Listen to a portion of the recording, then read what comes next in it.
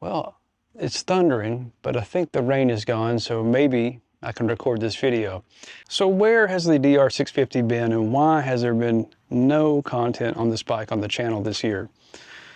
Well, it's been in the garage and it hasn't been running. And in fact, I had the tank off, the seat off, the handlebars off. It was in bits and pieces for the majority of the riding season. And the reason is I wanted to swap out a few things on the bike and it didn't exactly go to plan. So as a result, I just rode other motorcycles. And that is a really bad idea, but we'll get back to that later on. So the first thing I wanted to change was the handlebars. The factory DR650's handlebars are very soft metal. Apparently they bend a lot if you have a down. And they also have this little support in the middle that precludes you from mounting as many things as you possibly could to the handlebar. And while I don't want to junk the handlebar area or the cockpit area up, I do need to have at least my phone, maybe a GoPro remote, and a GPS mounted to the handlebars. That's just what I would like to have up here. So the factory bars had to go.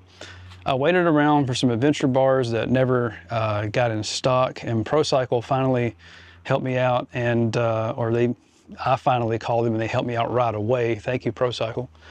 And I ordered these ODI fat bars and some taller risers, and the goal was to give the bike more reach up here on the handlebars so that when you stood up on the bike, you're up on the pegs, that your posture was better. That was mission number one. The second thing I wanted to do was put on this big, black, beautiful plastic fuel tank. Maybe beautiful is the wrong word, but the DR650 has a fairly small tank for adventure riding. It's like 3.2 to 3.5 gallons. I'll put the exact figure up on the screen. And I tend to whack the throttle a lot, so the bike drinks a bit of gas. I should probably do better. Sorry about the dog barking if you can hear that. But I wanted to put this tank on here. This tank was given to me by the previous owner in the deal. It's a 5.3 gallon tank. And that's about, what, 40% more than the factory tank. So huge improvement in range and less stress on me as a rider when I'm out in remote places. The third thing I wanted to do was replace the seat. Simple job. I ordered this seat from Seat Concepts. It's considered, I think, by the internet as the best DR650 seat. Now, your mileage may vary, your opinion may differ. I'm just basing that on the number of positive comments that I saw on this seat versus, say, a Sargent seat or a Corbin seat. Now, I have had no experience with any of these seats. It would have been nice to have been able to try some of the seats, but it wasn't a possibility for me, so I just went with this one.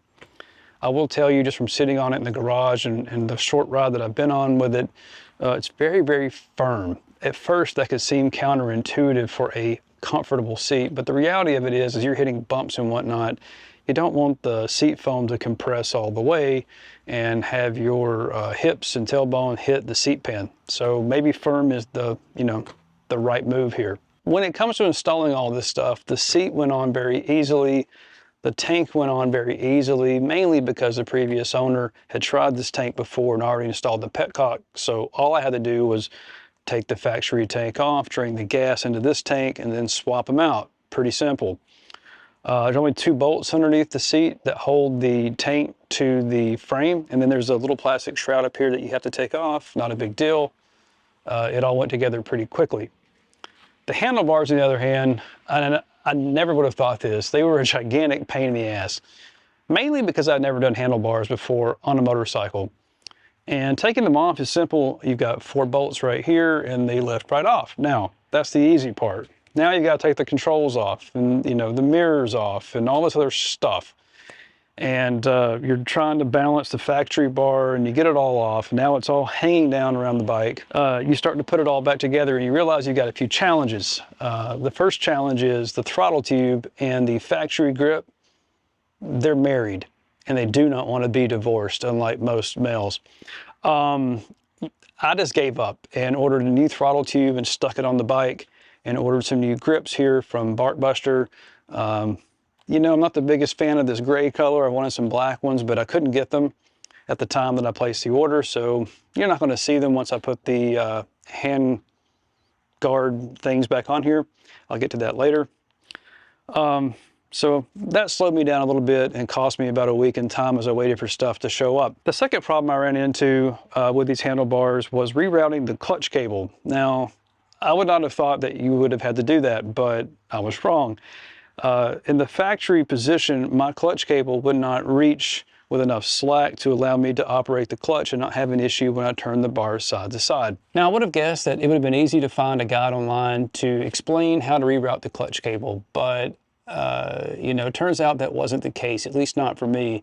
All of my Google foo was not able to help me find such a guide, and I spent way more time trying to find somebody to explain how to do this than it would have taken me to have just sat down and figure it out. Now, I am not a mechanic, so this stuff for me stresses me out, and I've got to learn to do better.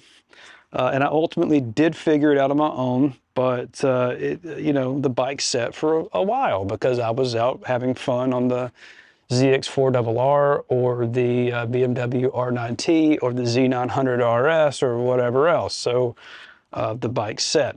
But ultimately, I figured it out. I got it all back together, and cool. Tank's back on, seat's back on, bodywork's back on. We're good to go, right? Well, no. So the thing that tripped me up when I put it all back together was the bike would not start. And that was primarily related to the fact that the carburetor apparently does not like to sit with ethanol fuel in it.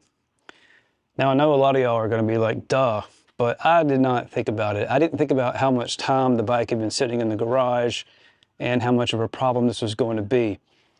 And the little carb, no matter what I did to it, it was not happy. I ended up taking the carb off with the help of an amazing neighbor and friend of mine. Thank you, Dave. I am forever indebted to you.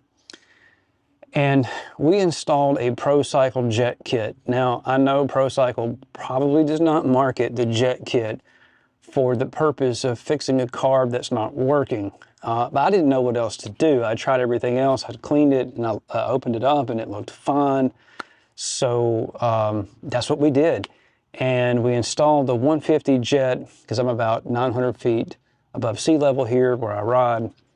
And we put the needle, I think, on the recommended, was it the 4th indent? And, you know, put it all back together. And you know what? The bike fired right up. So I'm very fortunate and very lucky that it worked. So the bike's back together. The tank's on, the clutch is fixed, everything's good, the bike starts up, the bike runs. There is one thing missing on the DR650 that was on here before, and that would be the Enduro engineering handguards.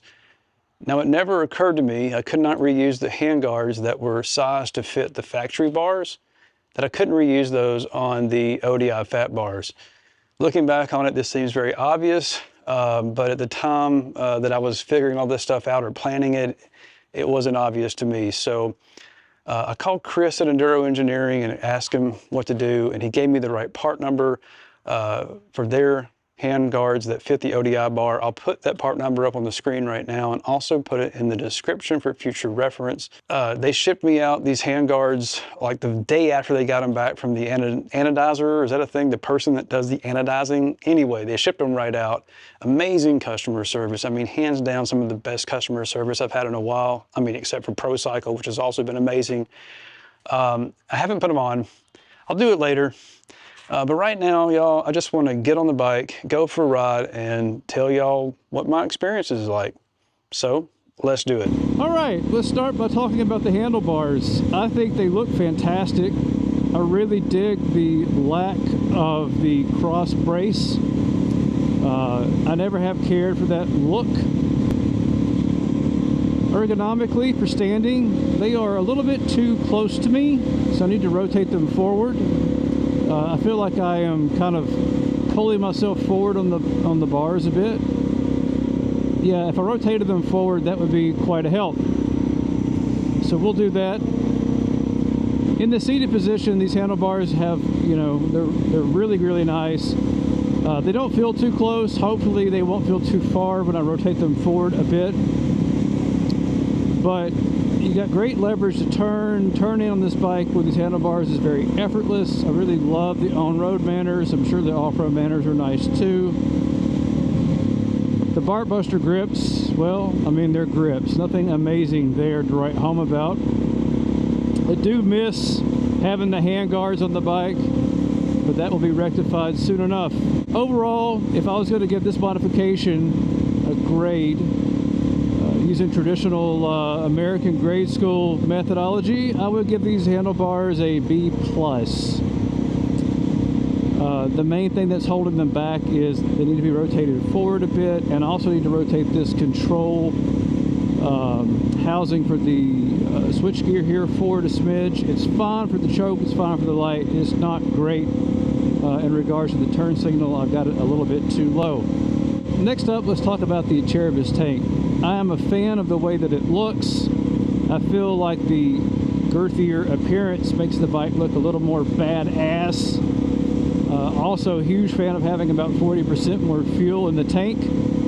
I never felt like the factory tank had enough range. It was certainly beautiful, and if I was going to do a giant supermoto type setup, I would have kept the factory tank and not messed with it, because you don't really need the range, you know, for being a hooligan around town. But that's not what this bike is. I'm building it to be a light adventure bike, and I think this suits the bill. You know, one of the big benefits is if you tip this thing over, it might get scratched up, but it's not going to be crushed in like a factory metal tank. So it's not going to be as near and dear to your wallet. And if you were to sell the factory tank, you would probably come out a few $100s on top. Now, this tank was given to me, and the only thing that I changed on it was the gas cap vent. It did have that long off-road style vent tube that was like 10 inches long and purple. I didn't like that. I wanted something a little bit more civilized, so I picked up this Acerbis vented tube that apparently I just knocked off while I'm talking about it. That's no bueno. All right, there we go. Yeah, be careful with that. It comes off pretty easy. Maybe I could put a little clamp on there or something. So, for me, the gas tank gets a A. I'm not going to give it an A+. I don't pass out A+ in life on anything really easily. Alright, so let's talk about the carburetor. I hadn't planned on doing it. I did it. I'm glad I did it. One more thing off the list. Love the mid-range pull. You know, this bike always had great mid-range, but now it's just fatter. A lot less overrun pop. You know, when you let off the gas and you're using a slip-on the Dr650 with the stock carb setup, you get a lot of popping. It is super annoying after a while. It's fun for a hot minute, but after a while it's just kind of embarrassing. At least if you're, you know, 40 plus years old and you care what people think about you. When you're 20, you probably thought it was pretty cool, but now as a 40-something, yeah, I'm kind of over that level of juvenileness. It'll be interesting to see how I feel about that over time. Maybe one day I'd want the factory exhaust. Who knows? But, you know, I'm digging what I'm hearing right now. Throttle response is great. Very smooth. The only problem I've noticed is right there. When you get a lot of wind coming at you, I'm getting a small amount of surging at about 1/3 throttle. I think it could be that little secondary, what I'll call a secondary air filter that attaches to the carb. It has this little pod air filter thing, and I was told that if it is in the wrong place, and I'm not sure what the right place is, but if it was in the wrong place, that the pulsing from the thumper engine and crosswind can affect the way the throttle feels on the bike. So I need to go back and take a look and see if I can find a more appropriate place for this thing, and then do a little bit of research on the old interwebs. I'm gonna take this corner easy, y'all, because I hate these Tusk tires. God, I hate them.